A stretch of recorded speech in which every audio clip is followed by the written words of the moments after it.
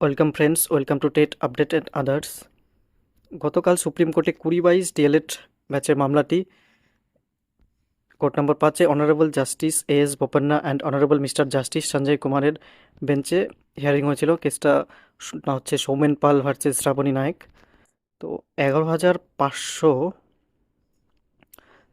যে প্রাইমারি নিয়োগটা হয়েছিল সেখান থেকে 2,513 জন প্রার্থীর নিয়োগ এখনও হয়নি। সেই 2,553 প্রার্থীর নিয়োগটা এখনও সুপ্রিম কোর্টে স্টে হয়ে গেল। আসুন জেনে নেই পুরোটা। কালকে শুনানিতে ঠিক কী হলো। সুপ্রিম কোর্টে ঝুলে রইল 2,513 চাকরি প্রার্থীর ভবিষ্যৎ।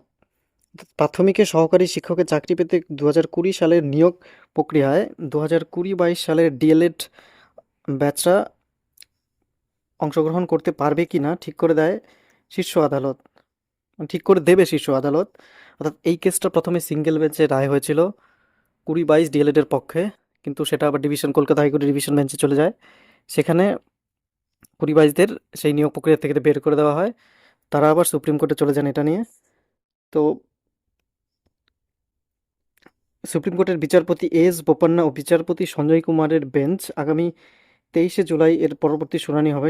সেখানেই ঠিক হবে প্রায় এই 2,500 চাকরি প্রার্থীর ভবিষ্যৎ। তারা কিছু নির্দেশ দিয়েছেন।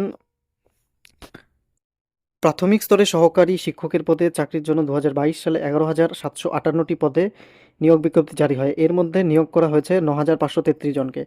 বাকি থাকা শূন্য পদ 2,513 জন। একটি তালিকা তৈরি করে প্রাথমিক শিক্ষা পর্ষদ ইন্টারভিউ করে বলে বুধবার সুপ্রিম কোর্টে জানান আবেদনকারীদের আইনজীবী PS পাটোয়ালিয়া।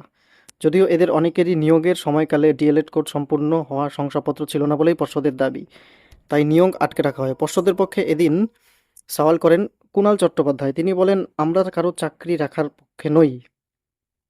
আটকে রাখার পক্ষে নই, তবে জটিলতা কাটাতে চাই। যদিও আবেদনকারী চাকরি প্রার্থীদের দাবি 2020 সালের 29 সেপ্টেম্বর যখন 11,758 নিয়োগের বিজ্ঞপ্তি জারি হয়, সেই সময় অধিকাংশেরই ডিএলএড কোর্স সম্পূর্ণ হয়ে গিয়েছিল, স্রেফ শংসাপত্র হাতে আসেনি। কলকাতা হাইকোর্ট তাদের চাকরিতে নিয়োগের নির্দেশ দিয়েছিল, ফলে বাধা কোথায়? কিন্তু দেখুন, এখানে একটা ব্যাপার হচ্ছে, ডিভিশন বেঞ্চে কিন্তু তাদের নিয়োগে বাধা দেওয়া হয়েছিল। সিঙ্গেল বেঞ্চ প্রথমে যে তখন সিঙ্গেল বেঞ্চের মাননীয় বিচারপতি ছিলেন অভিজিৎ গঙ্গোপাধ্যায়। তিনি রায় দিয়েছিলেন 2020-22 সালে ডিএলএড ব্যাচদের 2022 প্রাথমিক নিয়োগ প্রক্রিয়ায় অংশগ্রহণ করার, কিন্তু পরবর্তীতে ডিভিশন বেঞ্চে সেটা খারিজ করে দেয়। তো তারপর 2020-22 সালে ডিএলএডটা আবার সুপ্রিম কোর্টে চলে যান এটা নিয়ে। দেখুন, এটা নিয়ে শুনানি রয়েছে আবার 23শে জুলাই। আগামী 23শে জুলাই। তার আগে প্রাইমারি বোর্ডকে যে 2,513 জন চাকরি প্রার্থীর ইন্টারভিউ নেওয়া হয়েছে তাদের লিস্ট জমা দিতে হবে সুপ্রিম কোর্টে। সেদিনই হয়তো এটা ফাইনাল জাজমেন্ট চলে আসবে যে 2022 সালের ডিএলএড ব্যাচরা প্রাইমারিতে শিক্ষকতা করতে পারবে কি পারবে না। এটা নিয়ে কি আপডেট আসে জানিয়ে দেবো, সঙ্গে থাকবেন।